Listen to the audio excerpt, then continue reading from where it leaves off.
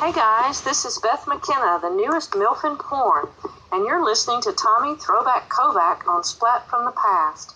I can't believe Tommy's wanking. Now that's customer service. Hey dudes, welcome to Splat from the Past, the only 80s themed horror and sci-fi show where things can get totally radical. Now today I will be welcoming a MILF porn star from Twitter, and I am talking about Leilani Lai. Leilani Lai is a hot MILF who does porn, much like Beth McKenna, who was on the show previously. In fact, that's how I discovered her. They did a couple videos on Twitter, and I'm having her on the show today to talk about how she got started in porn so much later in life, or did she?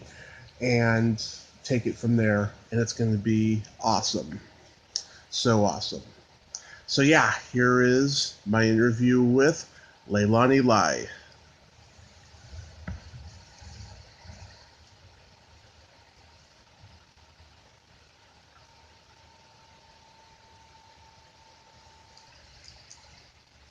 Hello, Tony. Hey Leilani, how are you today? I'm doing wonderful. How are you? Pretty good, pretty good. This is such a great honor. Thank you for taking the time today. Oh, you're welcome. So honored you think it's an honor.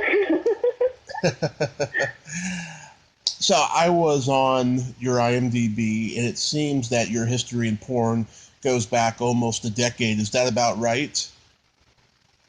Yep. It's been a little over 8 years since I started filming.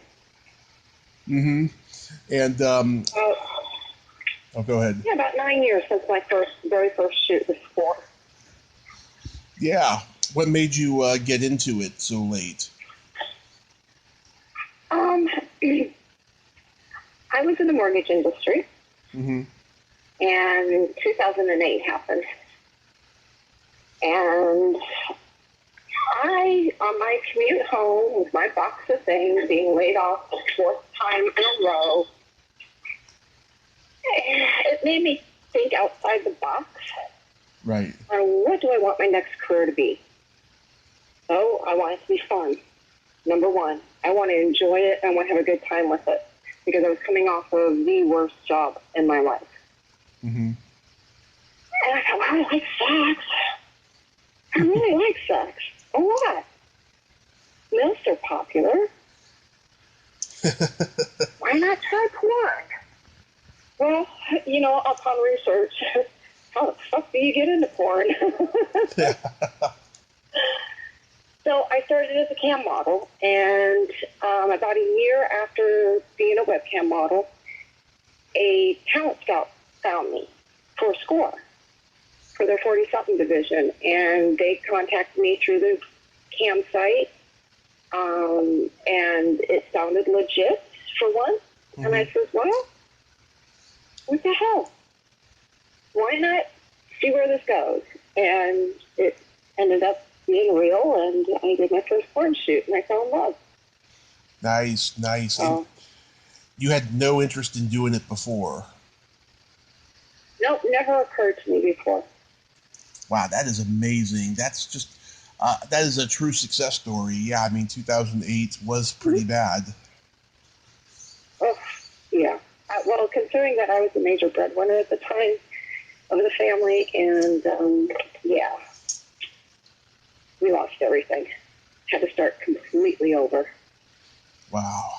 You had done other jobs before that?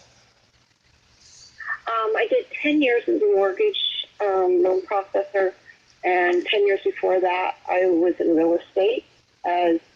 Started as a realtor, discovered that I'm really not a salesperson, so I had switched over to being an assistant to realtors, because I love doing all the paperwork and, you know, the listings and everything else, all behind-the-scenes stuff. So I did that. And before that, I was a housewife. Wow. Yeah, you've been very versatile. Mm-hmm. Well, it seemed like mortgage was the natural progression from real estate, because I wanted to make more than $10 an hour. I wanted to make, you know, double that if I could. Yeah. For the most part, I did. So. Wow. And that's why the first day on webcam, you know, I made about $20 an hour or so, $25 an hour. And I said, yeah, this will work. Wow. So it started out with the webcams first. Mm-hmm. And I still actually do that to this day. Oh yeah, of course. I've seen on Twitter the stuff you do. And then you started doing the scenes with others. Right. I had a guy contact me. He actually was subscribed to Score, the website, or the magazine. I'm not sure which. And so about 6 months later, when my scenes came out, he saw those and he said, "Oh, who's this new girl?" And he contacted me and explained about owning your own content and shooting for yourself and helped me get started. You know, just kind of pointed me in the right directions of where I needed to go to find the information to figure everything out. Wow. So, yeah, built it from the ground up, basically. And that's incredible. I have my membership. Yeah, I have a membership site, a store site, and, you know, other stuff. Mm-hmm. Where are you from originally? Well, originally, I was born and raised in Porn Valley back in the 70s. L.A.? Yep. Literally San Fernando Valley, literally in the same city, town, whatever, as the porn industry. I would see the signs as a teenager, you know, when Debbie Does Dallas and The Green Door and that Deep Throat one that was real famous. All those, you know, I saw the signs, the banners, and everything else for those around town. Mm-hmm. Yeah, Behind the Green Door, I interviewed Georgina Spelvin from that. When I first started, she didn't want to do an audio interview because she was shy, so we did an email one, and she told me a lot of stuff, and she was really cool. She's in her early 80s. Gotcha, yeah. That was a long time ago. Yeah. Yep. I was actually on set with Karen Summers once. She was just making her comeback and doing, you know, one of her first films coming back. And, yeah, her scene was first in my scene. Yeah. Were you always a sexual person growing up? I was actually pretty vanilla. Surprisingly. But very high sex drive. I always liked sex and always, you know, wanted. Yeah. So. Did all the boys in the neighborhood come out of the woodwork to finger bang you? Well, when I was a teenager, early 20s, until I got married and then, you know, became monogamous. Yeah. Until I entered porn. Did that drive you crazy when you had to become monogamous? Not really. My best friend at the time, when I told her that I was getting married, her response was, "Are you sure one guy's enough for you?" And it turned out he was. Wow, that is hot. But, you know, as I got older, he wanted to slow down, and mine seemed to rev up higher back to my teen years, so it seemed a logical step going porn. Yeah. Does he know that you do porn now? Oh, yeah, he's my camera guy. Really? Yep. He films me, he films the scenes, and he edits them. Oh, that is so fucking awesome. It is. It really is. It's kind of like You can't die now. You have to stay alive as long as I'm willing to do this. No getting hit by a bus or nothing. Yeah, it's like being married to a guy, then finding out that he's gay, and then becoming best friends with him. Kind of. Oh, gosh. It happens an awful lot. It's a good life. Yeah, it does. But yeah, we pretty much we're best friends, you know, lovers, spouses. Yeah, the whole kit and caboodle. He's my soulmate. Yeah. Has porn been mostly a pleasant experience? Yeah, actually it has been for me.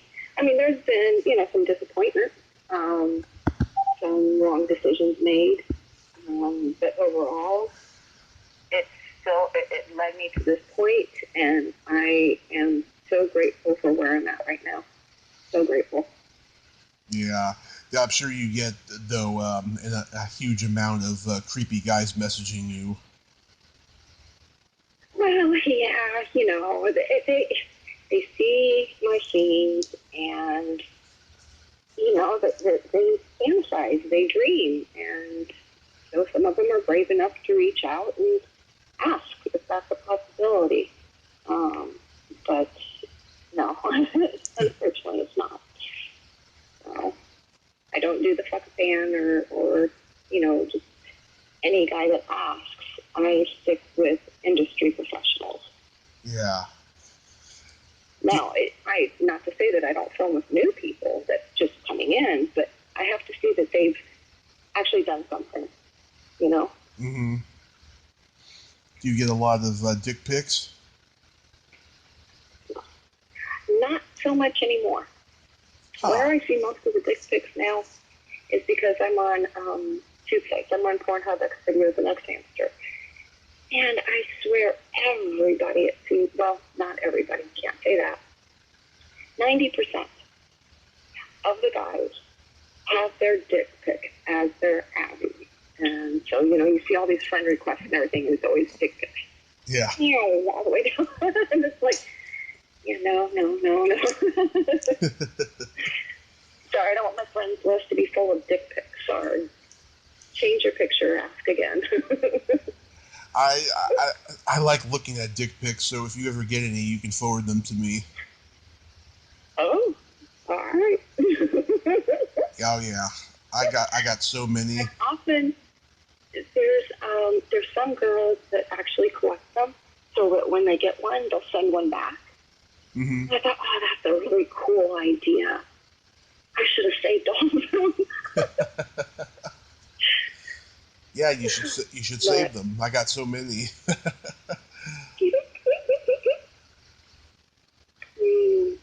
Have you ever worked with Ron Jeremy? No, I have not. Yeah, he's got a scandal now.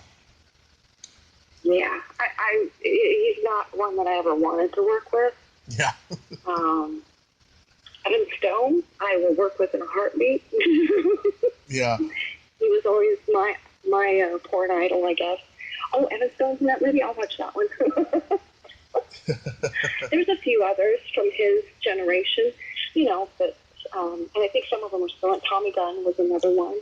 Mm-hmm. Nina Hartley. I love Nina Hartley. I want her on my podcast so bad. Been trying to get her the last couple of years, and she barely responds to me. And funny thing is, she actually gave me a hand job when I was 21. Oh my gosh, that is so awesome. Yeah, I met her at a meet and greet. That was amazing. It was a meet and greet at a sex shop. Yeah, I was like the last guy of the day, and I was the only one who wasn't creepy, so she decided to reward me. Oh, that is so cool. Yeah. That's awesome.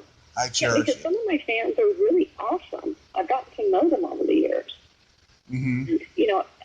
I wish I could meet them, but I just don't have the time to do meet and greets and things like that, really. So, well, maybe after COVID, after everything has been settled and stuff, maybe you can do them, because especially with the economy tanking again and stuff, and you need money, maybe you could.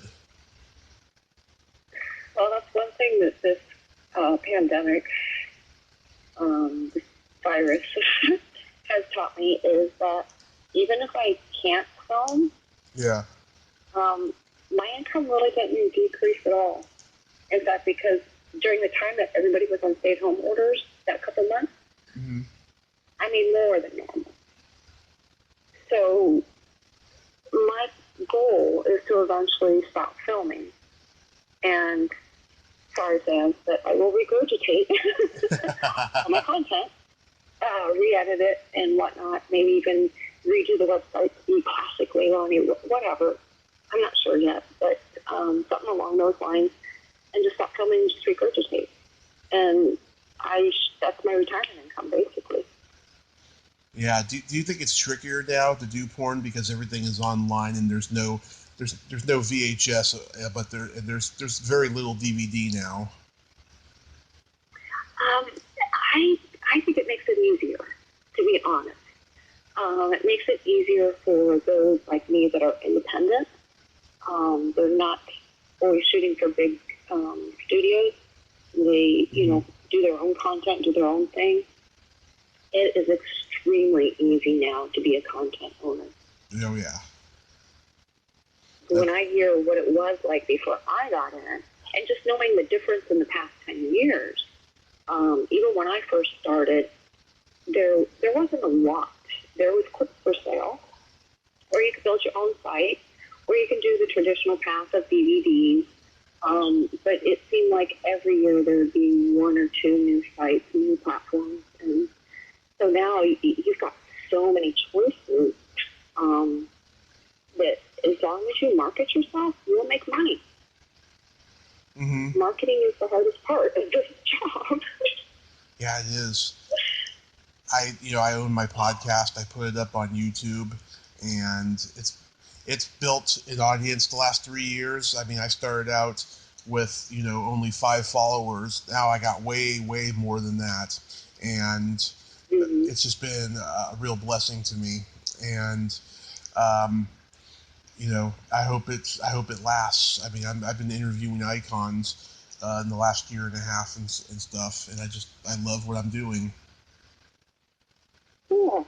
That's the thing. Love what you do. If you don't love it, change your job. Yeah.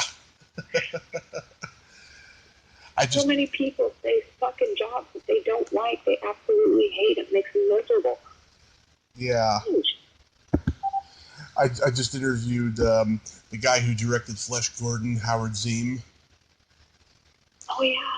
He told me, about a year or two after he did that movie, he was doing another one, and he needed this one shot in the movie of this guy fucking this girl, and the guy could not be there that day to do that shot, so he took the initiative to do it himself, and then the police raided the set, and as it turns out, the girl was underage, so he did not know that, and so he went to court and fought it for a while, and then after that, he kind of distanced himself from the industry, and then he came back and did Flesh Gordon 2, and then he officially retired after that. Gotcha. Wow. Yeah. Crazy. Yeah, it's the wrong little move can just mess up your career. There's always been a big debate as to whether or not porn is illegal or not, Yeah, there has been, but I guess I'm a true feminist. Mm-hmm. And if it empowers the female in any way, shape, or form, it's our body. We should have control.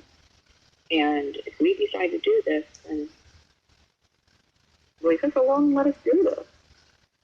It is legal, though it's legal by law in Corn Valley, in LA. Mm-hmm. There is, I think, one other state that actually has a law in the book that makes it legal. There is nothing really that says it's illegal. Yeah. So, you just have to mind, it's a business, treat it as such. Don't be disrespectful, and everything should be fun. And have great customer service. Oh, you provide excellent customer service. Customer service was always so important to me as a customer. Mm-hmm. I will walk away from a company because of their customer service. So with any job I've had, they pretty much have all been classified in a sense as customer service. So for me, I want to provide the best customer service I can. I don't want to be a dickhead. I just don't. Yeah. Has COVID really fucked things up though in terms of business? Has COVID what? Has it really fucked things up because of business?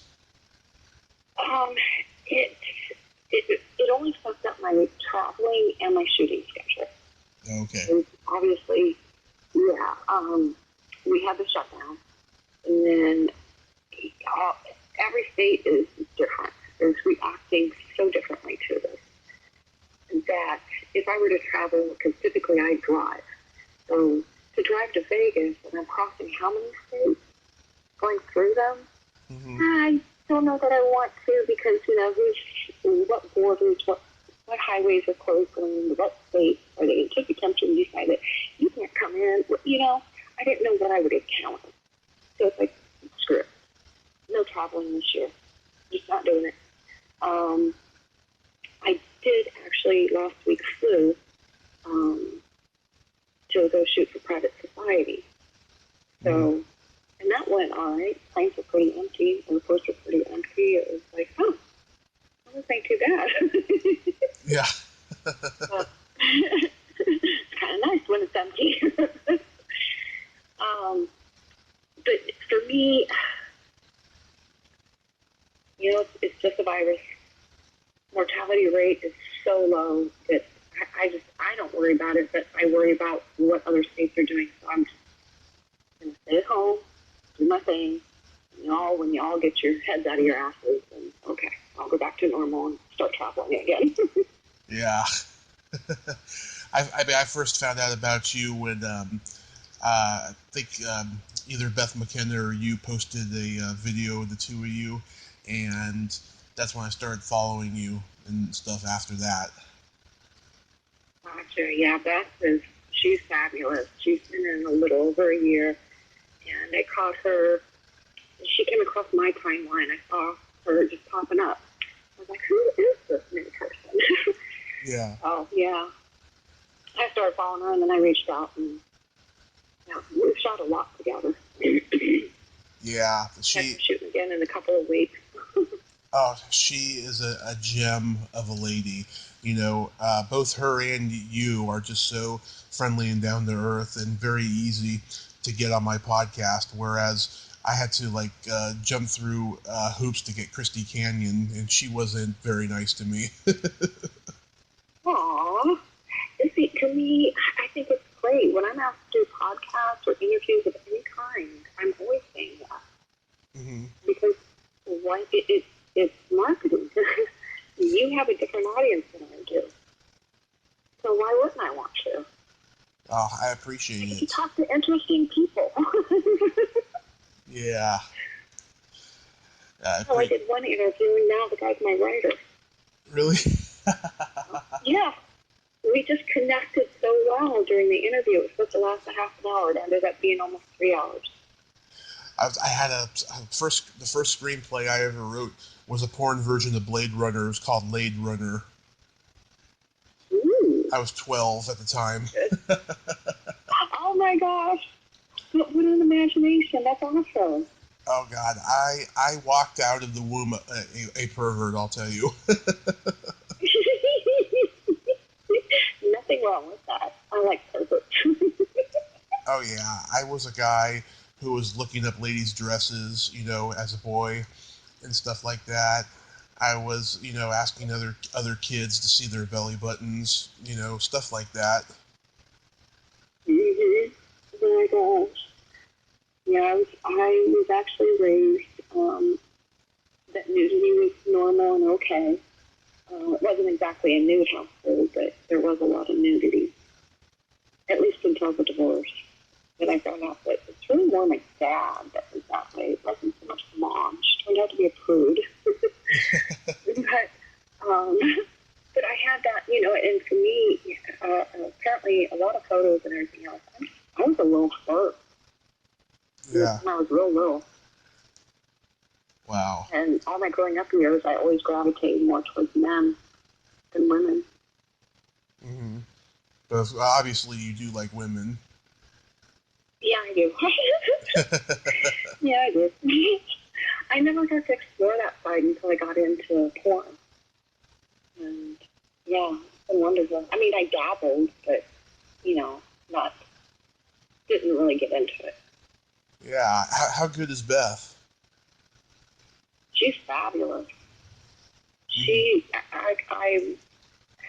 She asked me, she said, hey, I'm coming back to Florida. She said, do you want to film again or if we film too much? I said, oh, we can never film too much. Because I like working with people that are very similar to me.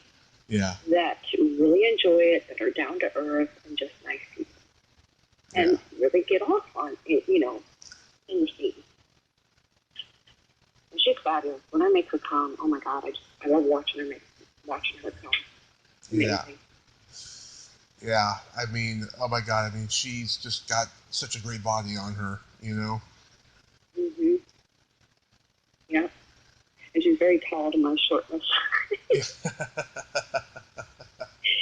and I do. I like contrast. So she works all the way around for me.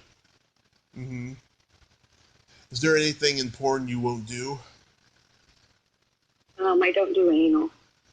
Most don't. Everybody's asking and have been asking, and especially nowadays because, I've been doing this for a while now. And, when are you going to come out with an anal?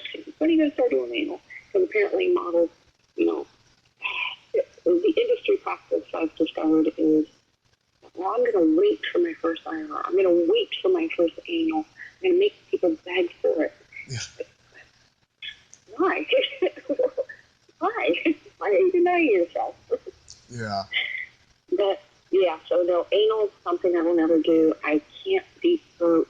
I just have a very strong gag reflex. So, that's about it. I love giving anal, and I cherish it whenever I can get it. I remember I took a anal sex class when I was in my mid-20s because this older woman that I was fucking at the time, she was in her early 50s.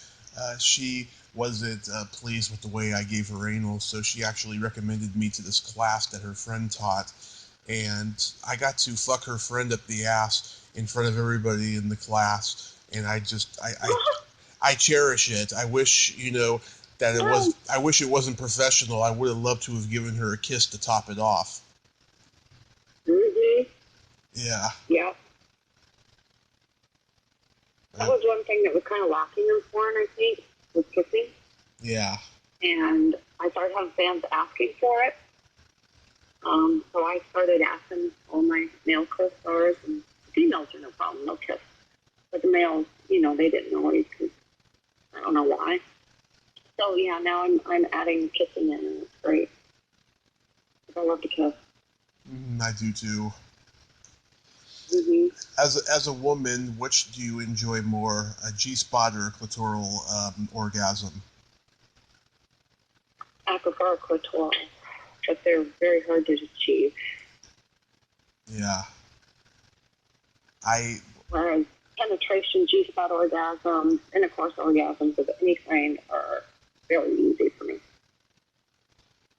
I've had a reputation since I was in high school for being the G-spot master of finger banging, and I wish I had that nickname in my senior quote.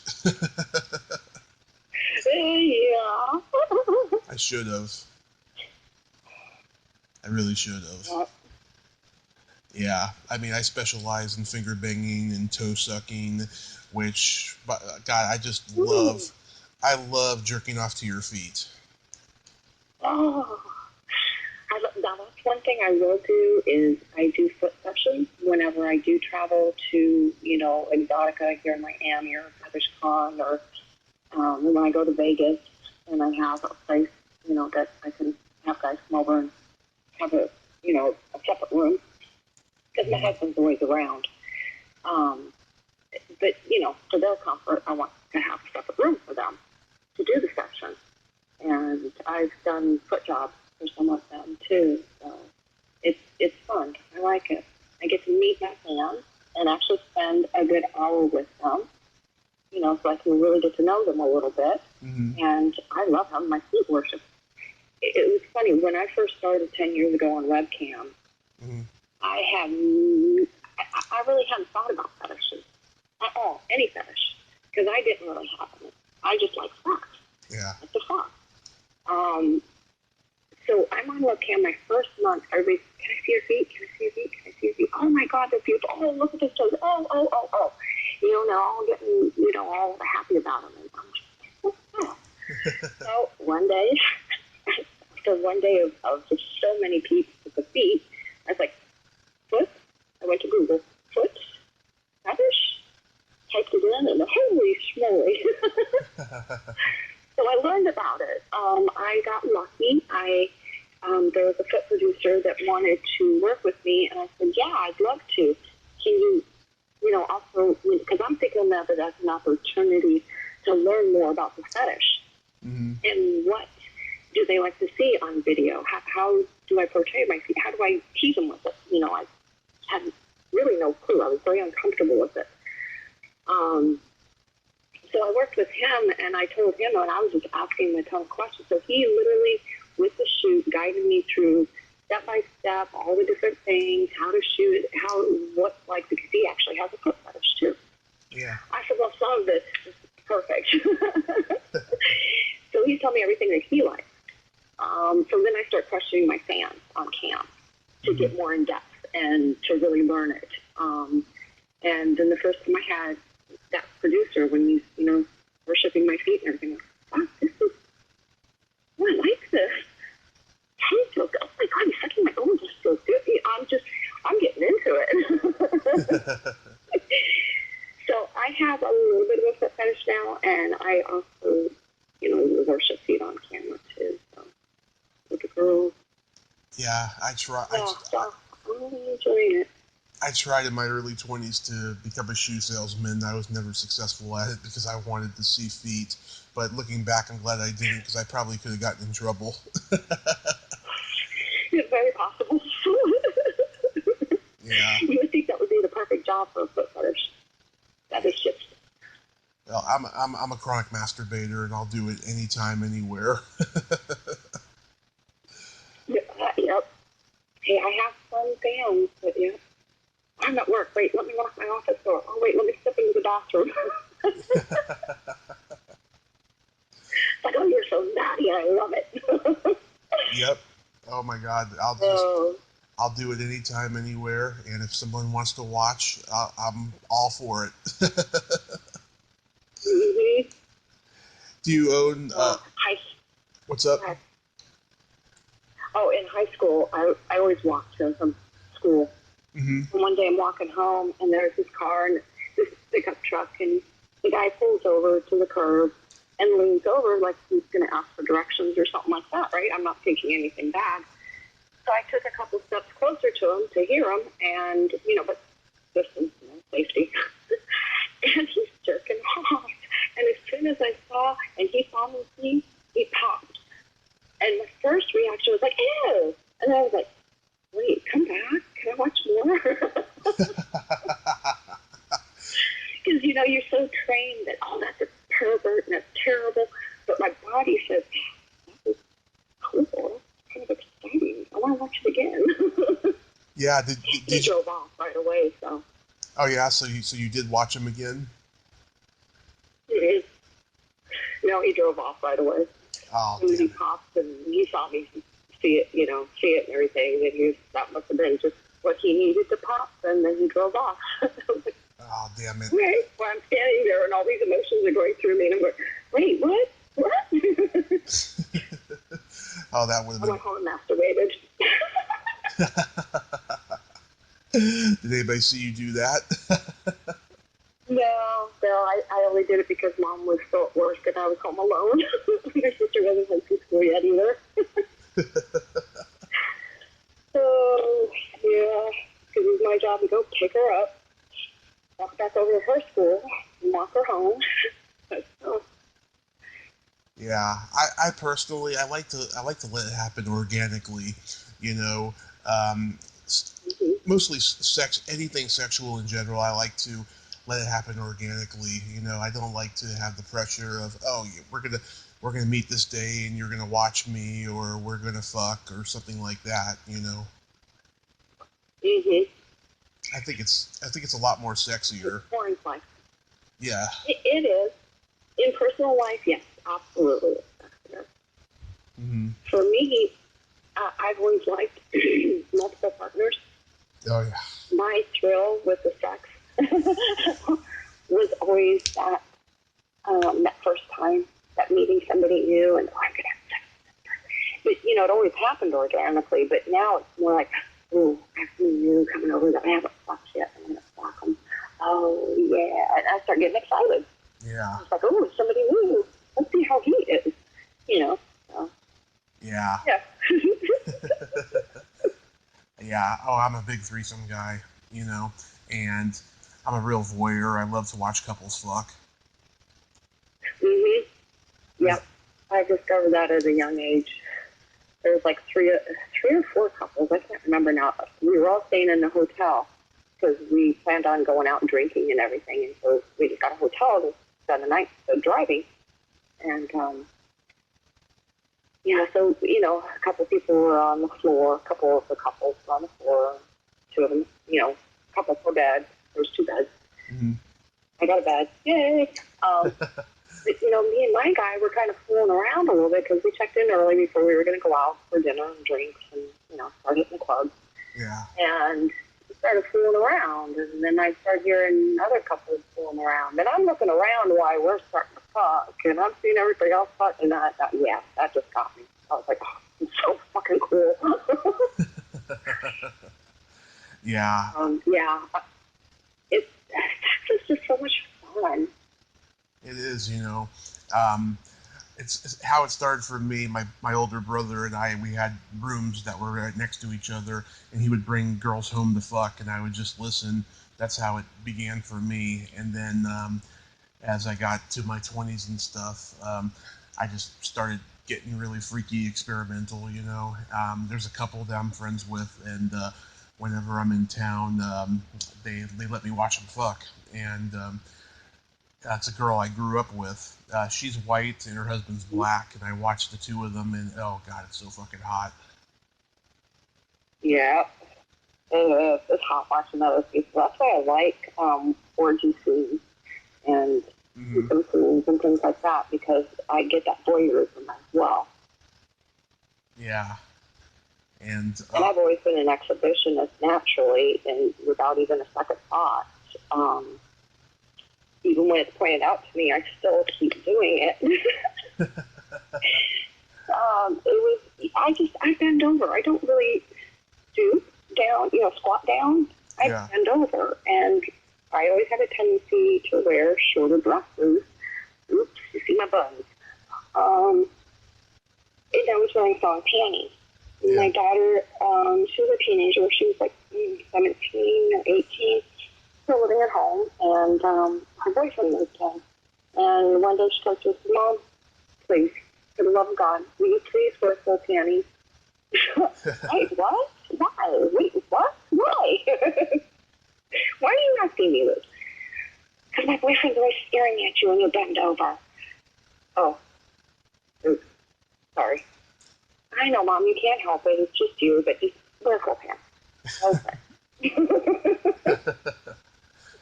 Do you know if she's inherited your freakiness? Oh God, yes, she did. Really? She does. She's my one child that does not really talk about details of sex, but she will mention things from time to time, and she has complained to me, my God, why the fuck is our family so damn freaky sexually? Damn it, I inherited that shit. Usually when she's single, doesn't have a boyfriend, is when she's complaining about this to me.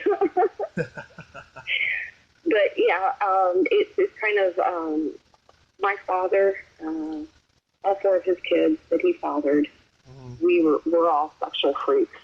And it's yet to be seen if it's been passed on down to the next generation. Yeah. It was passed on to his grandkids. So far, pretty much all of them that I know, that I'm aware of. And, yeah. Yeah. Those are the great grandkids, because my son was tongue. baby mama. And she's like, I don't know if I want a boy. I'm really scared to raise a boy. What's your family sexual? What if he's going to inherit his great grandfather? Yeah. I said, he just might. Yeah. I'm just saying, well, no, sooner or later. Yeah. Both sides of my family is the exact same way, and quite frankly, I wish I didn't know about my family being that way. I wanted to be the only one. I wanted to think that I was the only one who was that way, you know. And I was just like, oh God, I inherited this and that. I just didn't want to know. Yeah. Yeah. They're all horn dogs. It's weird. Yeah. But my son's a freak too, and yeah. Of course, he spent 2 years in Japan. Mm-hmm. Oh wow. So we got some nice experiences as his first, and second, third, fourth, fifth, sixth, whatever. Yeah. Does he brag to you about what he does? And not so much me, but he will to his sister, and then his sister tells me. He got mad at her for telling me stuff in one time, and she's like, girl, you know I tell Mom everything. You used to tell Mom everything. What the hell? So he just doesn't tell her some things now, I guess. Wow. Do you own a lot of dildos? Yeah, of course. Being a cam model, pretty much a requisite.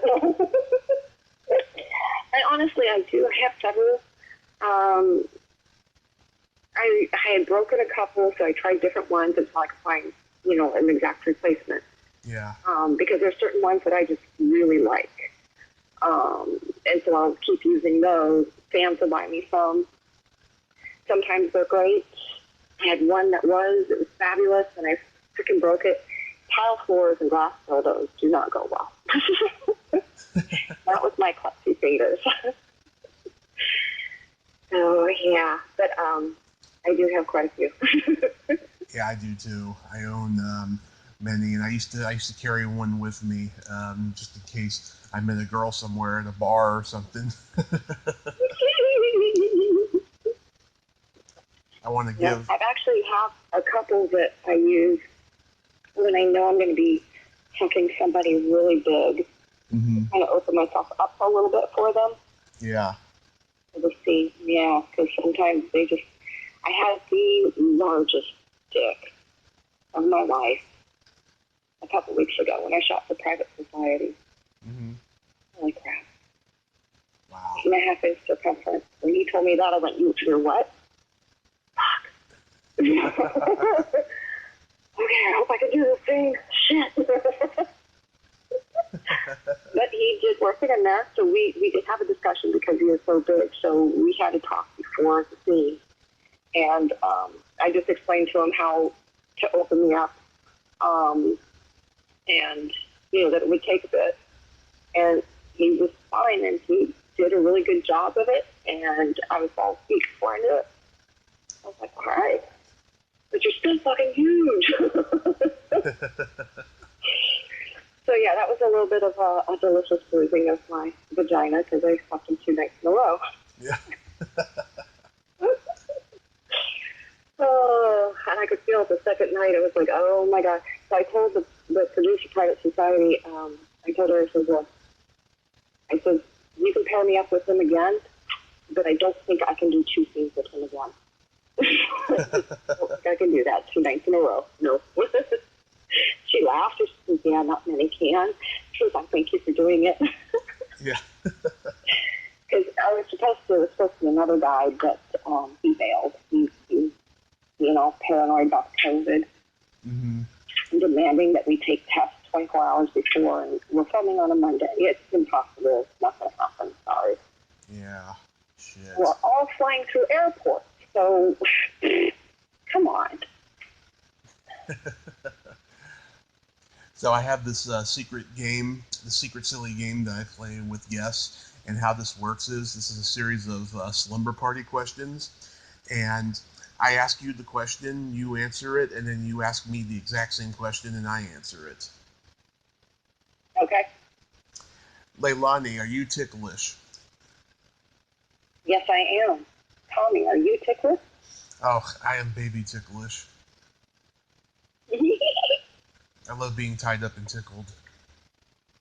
Oh, I love to tickle. Yeah. What's your favorite part of the body?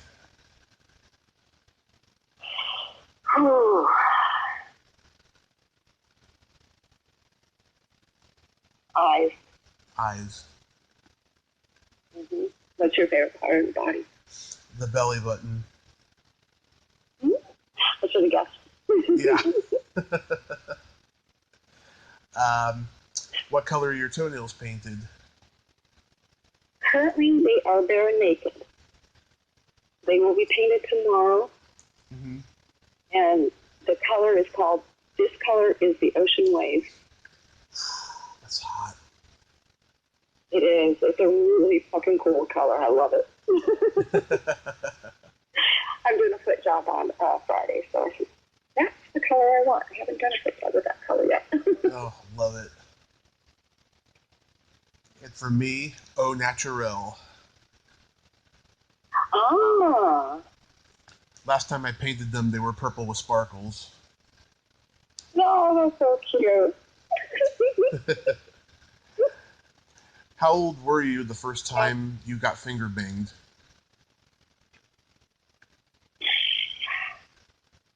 Yeah, fuck before finger banged. I think maybe I was like 16 or 17. Mm-hmm. How old were you when you first did your thing? First finger bang? I was 12, and Oh, wow. the first time I got a prostate milking, I was 17.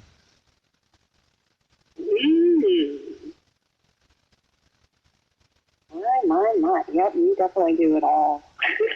I was watching porn when I was 10, and that's how I learned to finger bang. And then 2 years later, I had my chance. We were on one of those sit-down video games at the arcade on a dead Sunday afternoon, and she said she had no panties on, so she let me put 2 fingers in, and I did the job. Awesome. Yep. I made her squirt, too. Oh, wow. That's awesome. Yes. The first time I was made to squirt, Marcus London did it. Mm-hmm. Oh, wait, maybe there was a guy before him. I don't remember, but go ahead. What would you say is your best personality trait? Oh, my kindness. I agree. Oh, thanks. What's your best personality trait? My sense of empathy and the fact that I have no filter. I like that. Yes. I'm emphatic, too. I can tell. And then my favorite question, is there a stinky smell that just makes you gag?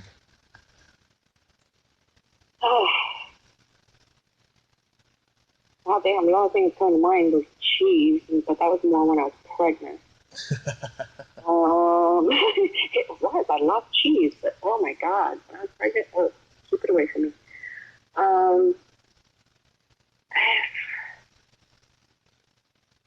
You know, just a dead sewer smell, fish smell. Oh, yeah. That's it'll make my stomach roll, and I have to leave because I'll start gagging if I don't.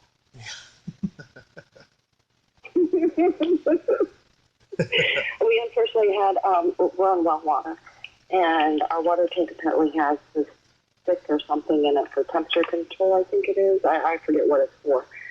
But it's of a type of metal that will make the water smell like fish. Mm-hmm. Yeah, that was really hard to do a shower in that water. Yeah. Yeah. And then for me... you guys need to fix this. So, yeah, what's your horrible smell? either farts or feet that haven't been washed. Gotcha. Yeah, I just can't stand that. I can have some stinky fart. We all can. Did I just admit that? Oh my gosh. We all can.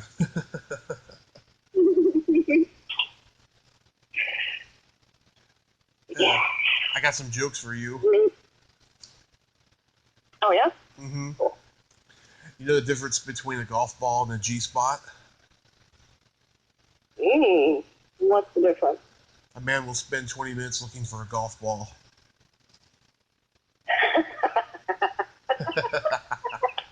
Love that joke. So true.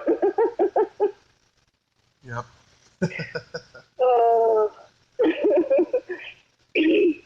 How do you make your wife scream twice? Dangle of insectors are the thunder.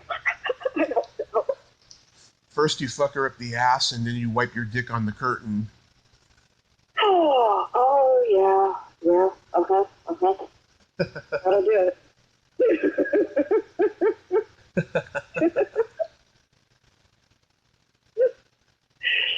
Oh my gosh. I love telling dirty jokes. I love to listen to jokes. I can never remember them. Yeah. There's one that I've always remembered. Mm-hmm. I used to be blonde. I used to dye my hair blonde years ago. And I walk up to a bar to get a drink one time, and two guys are talking, and they're telling blonde jokes. And so I'm listening, and I'd heard the first one. I wasn't laughing. The second one made me start laughing, so they turned around, and they went, "Oh, shit, we're sorry." And I said, "No, don't be sorry. Continue on, please." The next joke they told was, why is the blonde belly button bruised? Because she has a blonde boyfriend. Yep. I've heard that one a million times. I had heard so many blonde jokes before that one, but that was the first and only time I've ever heard that joke. Wow. And for some reason, I remembered it. So. That's amazing. Yeah. I used to wear hoop earrings, too. Hoop earrings? Wow. Yeah, I've been... Oh, I still do occasionally, but I have one that keeps falling out in the middle of the scene. I've been just so... Maybe I'm not putting my ankle in it right. I've been so wet this entire time. Do you think I'm cute? Do I think you're cute? Yeah. I'm trying to remember, have I seen a picture yet? Did I? I'm sure I did. Oh, yeah. Yeah, you are. You have a beard, right? I know you didn't. No, I don't have a beard. I never have. No. No, okay. Wrong picture came to mind. Wait a minute. I'm going to look you up. And I will tell you.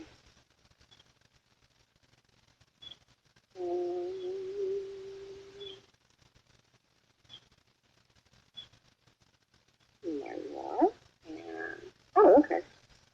Oh, yeah, you are cute. You got a great smile. Oh, thanks. I've been told that my whole life. I don't think I do because I have a gap in my teeth. Yeah, with my age and everything, and I've been a smoker most of my life. Mm-hmm. My teeth don't look that great. They're yellow. And I work with some models, and they get their teeth whitened and everything, and it's just like, fuck, you're making my teeth look so bad. But they're very sensitive, so I can't do the whitening thing. So, yeah, like, oh, damn. Well, one of these days, I'm just going to replace all my teeth. Oh, don't do that. I want the ones, the implant, the post. Yeah, but just, oh my God, I think that dental technology has just gone wild, I mean, there's so much risk involved in just, losing those teeth, for that matter.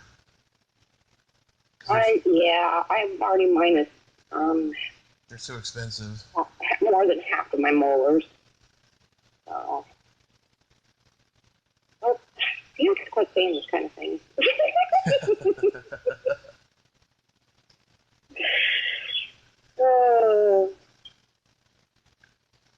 But yeah, thank you so much for saying that I'm cute, though. My weight has been up and down my whole life, you know. I think I'm a lot cuter when I'm not as fat as I am right now. Oh, well, yeah. Everybody when they're fit looks fatter. Yeah. You know. But society, you know, has just made it more normal. I have cousins that my aunt had married a military guy from Louisiana, so that's where they settled. Mm-hmm. And I think I was probably about 3 or 4 when they moved away, maybe 5, 3 or 4 when they moved. But we had grown up, you know, those first few years together. Yeah. There's all kinds of pictures of us and everything. But so they were basically born, you know, raised in Louisiana for the most part. And then they moved back as teenagers.